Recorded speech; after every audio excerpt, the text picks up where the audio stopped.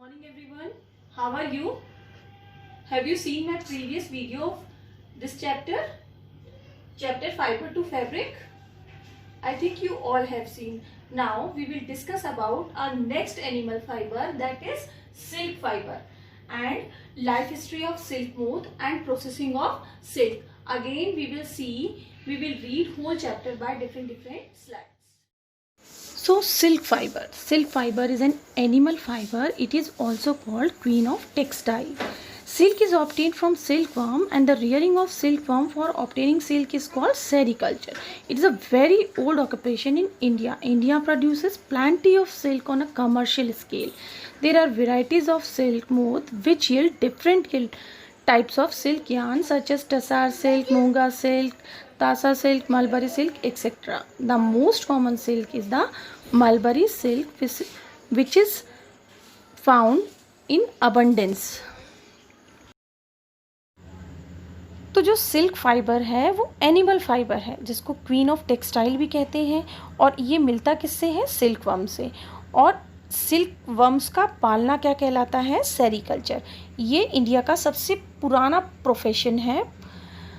और अलग अलग तरीके की क्या मिलती है? सिल्क मिलती है डिफरेंट सिल्क मोथ से। जैसे अगर हम देखें तो टसार सिल्क, मूंगा सिल्क, कोसा सिल्क, मलबरी सिल्क एक्सेट्रा। और जो मोस्ट कॉमन है इनमें वो है हमारी mulberry silk, which is found everywhere. तो सिल्क के बारे में एक स्टोरी बताऊंगी। Silk was discovered in China and the Chinese manage the to keep silk a secret for over 1,000 years. It was a great source of wealth for China. No one actually knows how silk came out of China. In 300 AD, a Japanese expedition succeeded in taking some silkworm eggs and 4 young Chinese girls to Japan. In 550 AD, 2 monks from Byzantium Empire managed to smuggle some silkworm eggs out of the country. They hid the eggs inside of their bamboo walking sticks. It is also said that silk was brought to India by a Chinese princess who hid eggs and mulberry seeds in the lining of head dress. तो silk के बारे में कहा जाता है कि इसकी discovery China में हुई, और लगभग हजारों सालों तक चाइना के लोगों ने ये राज अपने पास ही छुपा के रखा। और चाइना से सिल्क बाहर कैसे आया किसी को नहीं पता। 300 AD में एक जापानीज ग्रुप गया और सिल्कवर्म के कुछ एग्स और वहाँ से 4 लड़कियाँ, चाइनीज़ लड़कियाँ कहाँ ले आया? जापान। और 550 AD में 2 मॉन्क्स बाइजेंटियम एम्पायर के अपनी बैम्बू स्टिक में कंट्री के बाहर छुपा कर ले आए। ठीक है। और ये भी कहा जाता है कि इंडिया में भी सिल्क एक चाइनीज़ प्रिंसेस अपनी हेड ड्रेस में छुपा कर लाई, और क्या लेके आई? मलबरी के सीड्स। ये है हमारे सिल्क की लाइफ हिस्ट्री। अब एक बहुत ही इंटरेस्टिंग फैक्ट बताती हूँ आपको कि 1 kg सिल्क गेन करने के लिए करीब अप्रॉक्स 6,600 सिल्क वर्म्स को बॉयल किया जाता है, यानी अलाइव, जिंदा क्या किया जाता है? बॉयल किया जाता है, या डायरेक्टली उन्हें सनलाइट में या सन की रोशनी में रख दिया जाता है, तब कहीं जाकर 1 kg क्या मिलता है आपको? सिल्क मिलता है। Now we will discuss about the life cycle of silk moth. There are 4 stages in the development of silk moth. First one is egg, next larva, then pupa, and then it will go in next stage in adult stage. So these are the 4 stages: egg, then larva, then pupa, and then goes into adult. Then stage 1. In the beginning of female silk moth lays egg on mulberry leaves. These eggs are generally large in numbers, as a single female silk moth lays about 200 to 500 eggs at a time. एक बार में करीब 200 से 500 अंडे देती है. If the eggs are fertile, अगर egg fertile हो जाते हैं, they will turn black, काले हो जाते हैं 3 दिन के बाद, otherwise they will turn in white color. This is the first stage, which is egg stage of life history of silk moth. Now second stage is larva. The eggs are hatched into very small larva within a week. These larva then feed on mulberry leaves.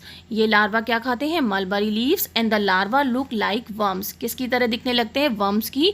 And are also called caterpillar, जो कि caterpillar कहलाते हैं या silkworm. They eat day and night. ये दिन और रात खाते हैं 25 से 30 दिन तक. On consuming large amount of mulberry leaves, they increases. बहुत सारा खाने के बाद, mulberry trees खाने के बाद, mulberry leaves खाने के बाद ये बहुत बड़े हो जाते हैं, लगभग 3 इंच के, एंड नेक्स्ट स्टेज में जाने के लिए तैयार होते हैं. और which one is next stage? That is pupa stage of their life.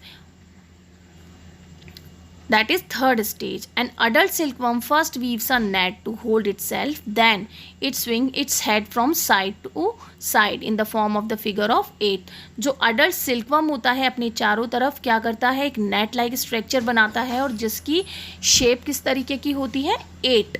During these movements the head of caterpillar secretes. इस movement के दौरान जो caterpillar का head है वो secrete करता है एक fiber जो प्रोटीन का बना होता है, जो एयर के कॉन्टैक्ट में आते ही क्या हो जाता है? Hard. Soon the caterpillar covered itself. जल्दी ही कैटरपिलर अपने आप को उसमें कवर कर लेता है और हार्ड शेल बना लेता है. That particular shell is known as cocoon. And the cocoon is made by caterpillar to protect its development as pupa. क्यों बनता है? प्यूपा का जो डेवलपमेंट है उसको प्रोटेक्ट करने के लिए. The silkworm continues to develop inside the cocoon. Next stage is pupa. In this stage pupa which is encased in the cocoon develops fully to form an adult. किस में बदल जाता है? पूरी तरह adult silk moth में बदल जाता है. After complete development the cocoon splits.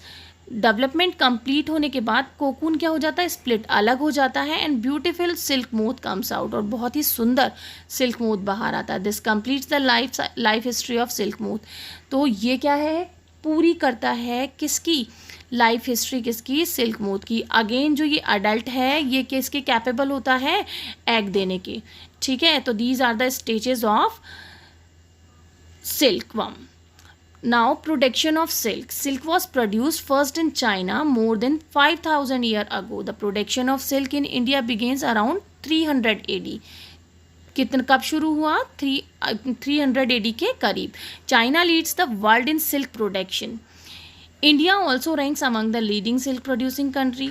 To obtain silk, silk moth are reared and their cocoon are collected to get silk thread to or fabric.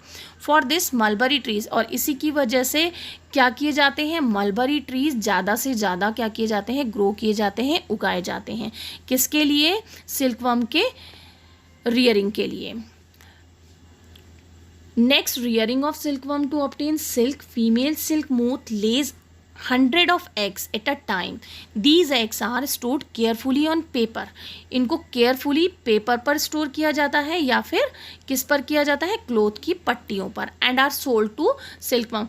और जो सिल्कवर्म फाइबर होता है जो इन्हें रियर करने का काम करते हैं उनको सेल कर दिया जाता है. The farmer keeps egg under hygienic, यानी कि प्रॉपर तरीके से जो कंडीशंस उनको चाहिए सूटेबल उस टेम्परेचर पर और उन कंडीशन में रखता है. और the eggs are then warm to suitable temperature for hatching. When eggs hatch silkworm और कैटरपिलर कम आउट. जैसे ही अंडे हैच होते हैं, टूटते हैं, सिल्कवर्म और कैटरपिलर क्या आ जाता है? बाहर आ जाता है. Now the next topic which is coming.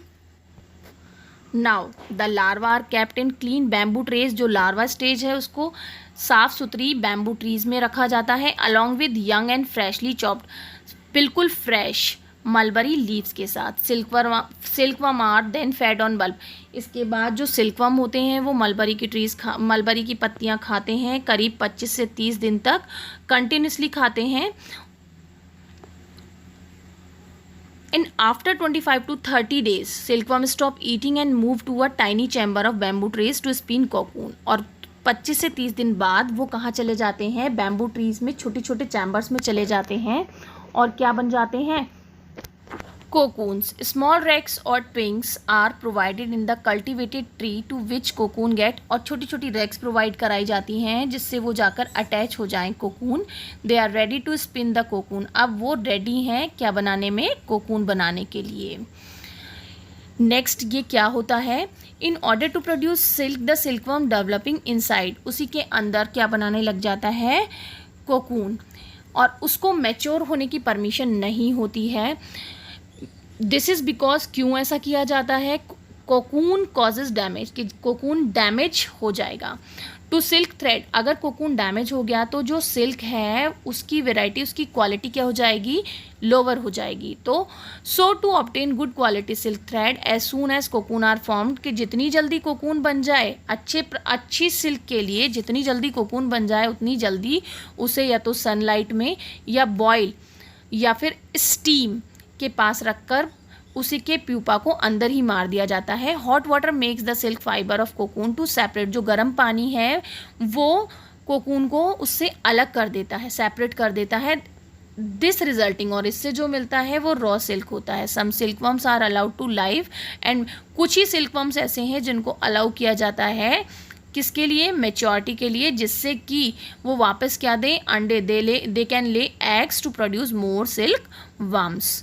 तो this is the life history of silk moth and how rearing of silkworm to obtain silk. Extraction of silk. The silk is extracted from the cocoon that are raised by farmers. The strands are collected through following process. पहले क्या किया जाता है, आपकी sorting.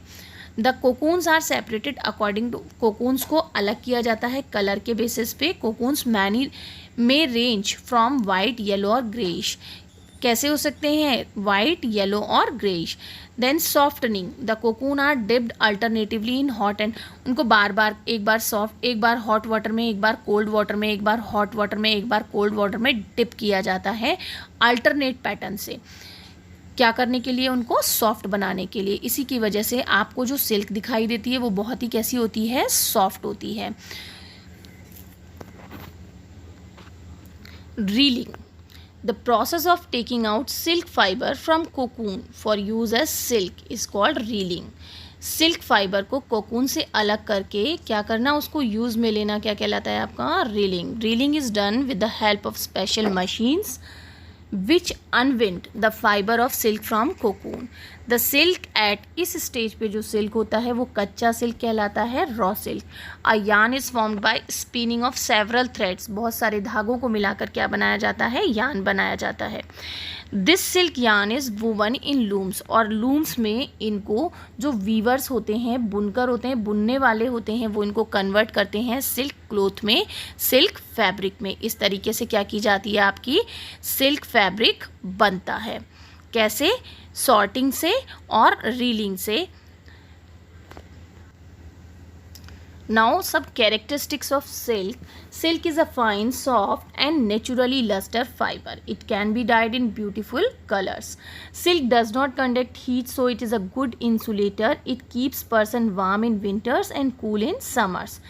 It is as strong, ये बहुत ज़्यादा उसी तरीके से जैसे स्टील का धागा क्या होता है, मोटा होता है, स्ट्रॉन्ग होता है, उसी की कंपेयर में ये भी होता है. इफ़ वी विल बर्न, अगर हम जलाएंगे सिल्क को, इट विल बर्न स्लोली, बहुत धीरे जलेगा, श्रिंक हो जाएगा और कर्ल हो जाएगा, यानी घूम जाएगा और बिल्कुल आग से दूर हट जाएगा. और स्मेल कैसी देगा, जैसे बाल जलते हैं उसी तरीके की स्मेल सिल्क को जलाने में मिलेगी. तो these are some characteristics of silks like wool. ठीक है, understood. Now we will read about some occupational hazards which occur in silk industries workers. Some occupational hazard in silk rearing are, workers can suffer from respiratory disease like asthma, as like wool workers, or lungs infection due to working in poor ventilated units. क्योंकि वहाँ पे काम करने वाले जो workers होते हैं वो पुअर, वहाँ पे जो वेंटिलेशन होता है वो पुअर होता है, बहुत कम होता है, तो इनहेलेशन की प्रॉब्लम होती है. Of vapours from boiling cocoon, जब वो जलते हैं, कोकून उबलते हैं ना, उसमें सांस लेने में प्रॉब्लम आ जाती है. Now handling cocoon with the bare hand into hot water mass, the workers skin raw. They develop blisters, उनमें जब वो बॉयल होते हैं, जब वो निकालते हैं वर्कर्स उनको, तो क्या हो जाते हैं, उनमें छाले पड़ जाते हैं, फफोले हो जाते हैं, and can suffer from skin infection, और इसकी वजह से उनको क्या हो जाता है, स्किन इन्फेक्शन। तो एक तो हो गया अस्थमा और एक हो गया क्या आपका स्किन इन्फेक्शन। और ये किन में होता है, जो लोग सिल्क इंडस्ट्रीज़ में काम करते हैं, जो वर्कर्स, उनमें होता है। Now we will see some quick recap. Wool and silk are natural animal fibers. Wool is obtained from sheep, goat, yak and camel. Extraction of wool included shearing, scouring, drying, sorting, carding and combing, spinning and dyeing. Wool can change into fabric by weaving or knitting, and silk is obtained from silkworm. Life history of silkworm has in 4 stages: egg, silkworm, pupa or cocoon and silk moth. Silk is obtained from cocoons of silkworm and reeled into silk thread. Weavers weave silk thread into silk clothes. There are several health hazards associated with wool as well as silk industries.